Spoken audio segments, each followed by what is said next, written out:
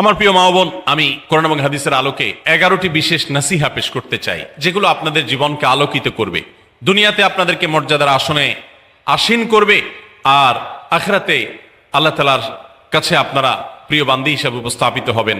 আল্লাহর কাছে আল্লাহর প্রিয় বান্দী হিসেবে উপস্থাপিত হয়ে জান্নাত লাভ করতে পারবেন। এরকম 11টি পরামর্শ বা নাসিহা আপনাদের প্রতি আমার।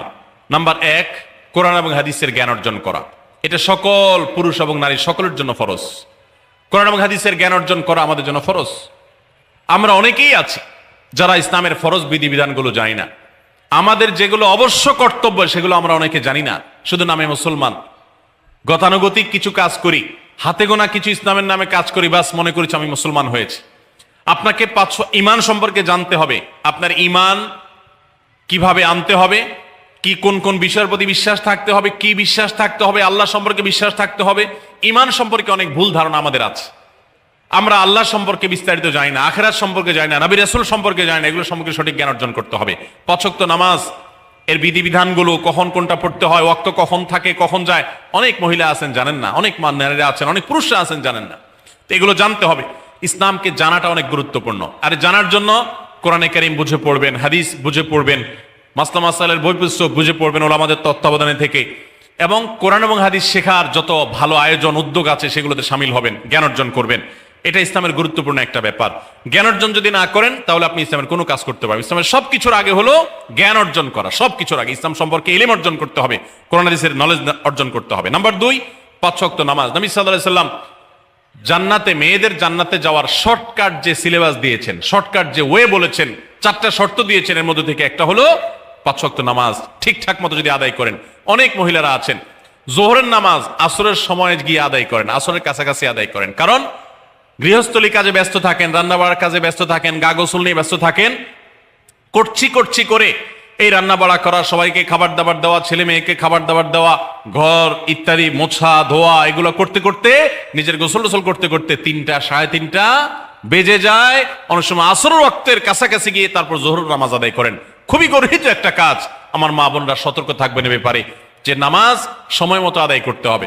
শয়তান আপনাদেরকে একটা ভুল কথা বলে ধোঁকা দেয়, সেটা হলো যে আমি রান্না বাড়া করছি যে পোশাকে, এই পোশাকে কিভাবে নামাজ পড়বো, তাহলে আমি গোসল টোসল করে একটা নামাজ পড়বো। আর গোসল তো আর সহজে করা হয় না।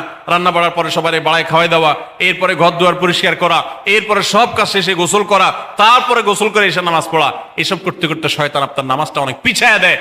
মনে রাখবেন, আপনি যে পোশাকে কাজ করতেছেন ওই পোশাকে যদি দুর্গন্ধ না থাকে, খারাপ না থাকে, ভালো পোশাক হয়, তো ওই পোশাকে আপনি নামাজ পড়তে পারবেন। দুর্গন্ধ থাকলেও শরীরকে ফ্রেশ করার ব্যবস্থা আছে, আপনি ফ্রেশ করে আপনি নামাজে দাঁড়ায় যাবেন। এরপর নামাজ পড়ে বাকি কাজ করবেন। কাজকে বলবেন না যে নামাজকে বলবেন না যে আমার অনেক কাজ আছে, এগুলো শেষ করে নামাজ পড়বো। শয়তান আমাদেরকে ধোঁকা দেয়। এই জন্য মা বোনরা 5 ওয়াক্ত নামাজ সময় মতো আদায় করবেন, ঠিকঠাক মতো আদায় করবেন। অনেক মা বোনরা আপনারা নামাজ পড়েন, নামাজ হয় না। বাংলাদেশে বেশিরভাগ মহিলাদের, নারীদের মধ্যে একটা ভুল আছে নামাজ প্রসঙ্গে, সেটা হলো যে নামাজের মধ্যে সতরটা ভালো করে ঢাকেন না। সতর কি? মেয়েদের নামাজের মধ্যে মুখমণ্ডল ছাড়া, 2 হাতের কবজি ছাড়া তাদের মাথা থেকে পা পর্যন্ত পুরো শরীর তারা ঢেকে রাখবে। আজকাল নামাজের ওড়না পাওয়া যায়, এই ওড়নাগুলো পড়লে এই মুখমণ্ডল ছাড়া 2 হাত এক সহকারে ঢাকা থাকে, এভাবে ঢেকে রাখতে হবে।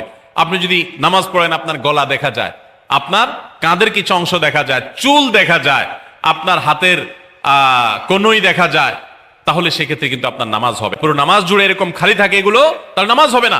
অনেক বোনরা এটা জানেন না, তাহলে নামাজটা ঠিকঠাক মতো পড়তে হবে জান্নাতে যাওয়ার জন্য। এটা পূর্ব শর্ত নাম্বার 2।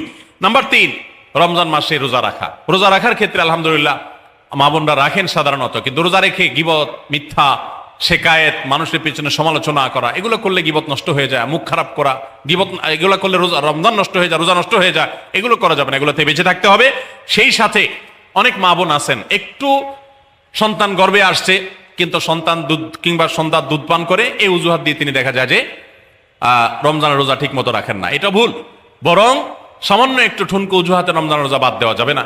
যতক্ষণ পর্যন্ত শক্তি সামর্থ্য আছে রমজান রোজা ঠিক মতো রাখতে হবে। নাম্বার 3। 4 নম্বর হলো স্বামীর আনুগত্য করা।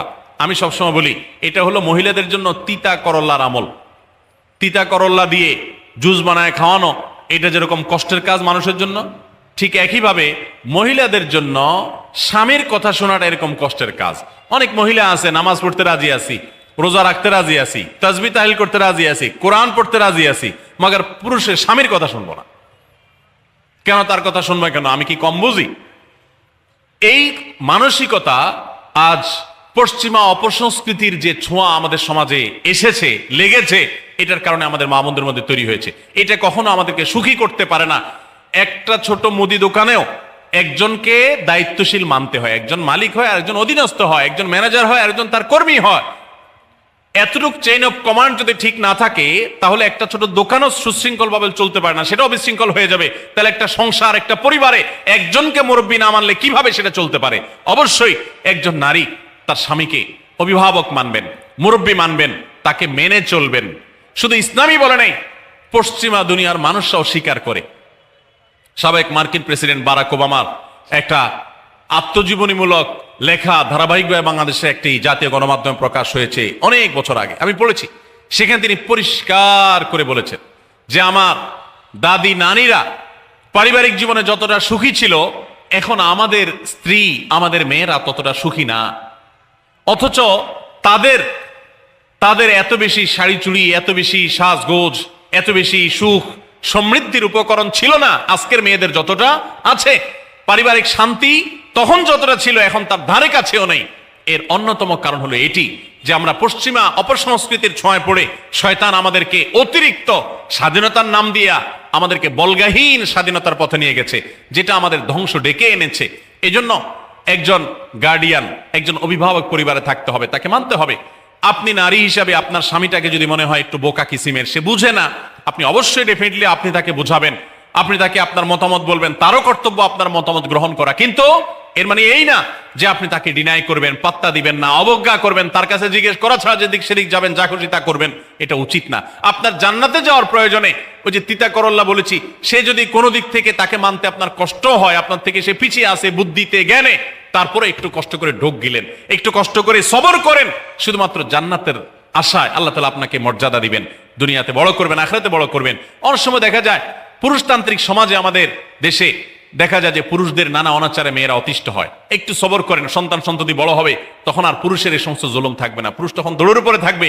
এই বাস্তবতা আমরা প্রত্যেকটা মানুষ উপলব্ধি করার কথা। অতএব মেয়েদের, মুসলিম নারীদের অত্যন্ত গুরুত্বপূর্ণ আরেকটি বিষয় হলো 4 নম্বর যেটি বললাম, স্বামীর আনুগত্য করা। যতটুকু সম্ভব তার সর্বোচ্চ আনুগত্য করার চেষ্টা করতে হবে, যতক্ষণ তিনি কোরআন হাদিসের কথা বলেন। স্বামী যদি কোনো অন্যায় কথা করতে বলেন, তাহলে তখন আর তার কোনো কথা শোনা যাবে না।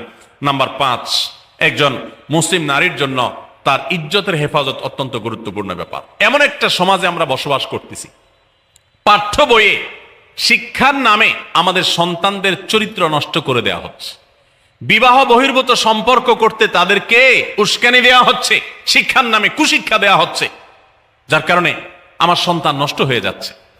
এই জন্য আমি বলি, এমন যুবক, এমন যুবতী আজকাল সোনার হরিণ হয়ে গেছে। হাজারে 2-4 জন 10 জন যুবক পাওয়া যাবে কিনা সন্দেহ, যেই যুবক বুকে হাত রেখে বুক টান টান করে আল্লাহর শুকরিয়া আদায় করে বলতে পারবে তার যৌবনে কোনো হারাম স্পর্শ সে করে নাই, কোনো হারামের কাছে সে যায় নাই, তার চরিত্রকে সে হেফাজত করেছে, কোনো গুনাহে সে লিপ্ত হয় নাই, এরকম কথা বলার মতো যুবক খুব বেশি নাই আমাদের সমাজে। ধ্বংস করে ফেলা হয়েছে বিনোদনের নামে, শিক্ষার নামে, নানা নামে। এগুলো আমাদের দেশের সংস্কৃতি ছিল না। এদেশের মুসলমান তো বটে, এদেশের হিন্দুরাও পারিবারিক এই বন্ধনের মধ্যে থেকে তারা তাদের চরিত্রকে হেফাজত করে, বৈবাহিক সম্পর্ক ছাড়া কোন প্রকার সম্পর্কের মাধ্যমে তাদের যৌন আকাঙ্ক্ষাকে মেটায় না। এটা এদেশের মাটির, এদেশের কালচার, এদেশের মানুষের কালচার, এদেশের সকল ধরনের মানুষের কালচার, কিন্তু এদেশের সেই সংস্কৃতিকে ধ্বংস করে দেওয়া হচ্ছে ছোট ছোট বাচ্চাদের বইয়ে এই বিবাহ বহির্ভূত সম্পর্কের কথা বলে। এই জন্য সচ্চরিত্র এখন সোনার হরিণ হয়ে গেছে। নবী সাল্লাল্লাহু আলাইহি সাল্লাম বলেছেন, মাইয়াজমান লি মা বাইনা লিহিয়াইহি ওয়া মা বাইনা রিজলাইহি আদমান লাহুল জান্নাহ। যে ব্যক্তি তার 2 চোয়ালের মাঝখানের অঙ্গ অর্থাৎ মুখ, আর যে ব্যক্তি তার 2 রানের মধ্যবর্তী অঙ্গ, তার লজ্জাস্থানকে হেফাজত করবে, অন্যায় খাতে ব্যবহার করবে না, এটার সংরক্ষণের দায়িত্ব এবং গ্যারান্টি যে ব্যক্তি নিজের ব্যাপারে নিজে নিবে, নবী সাল্লাল্লাহু আলাইহি ওয়াসাল্লাম বলেছেন, আমি তার জন্য জান্নাতের দায়িত্ব নিয়ে নিলাম। যে এটা 2টার দায়িত্ব নিতে পারবে, আমি তার জান্নাতের দায়িত্ব নিলাম। এবং নবী সাল্লাল্লাহু আলাইহি ওয়াসাল্লাম আরো বলেছেন, আকসারু মা ইউদখিলুন নাস আন-নার, মানুষকে সবচেয়ে বেশি জাহান্নামে নিয়ে যায় কোন জিনিসে? আল ফামু আল ফরজ, এই দুটি অঙ্গ, মুখ এবং লজ্জাস্থান। এই জন্য মা বোনরা, অনেকে আপনাদেরকে অনেক প্ররোচনা দিবে, অনেক গুনাহের পথে আহ্বান করবে।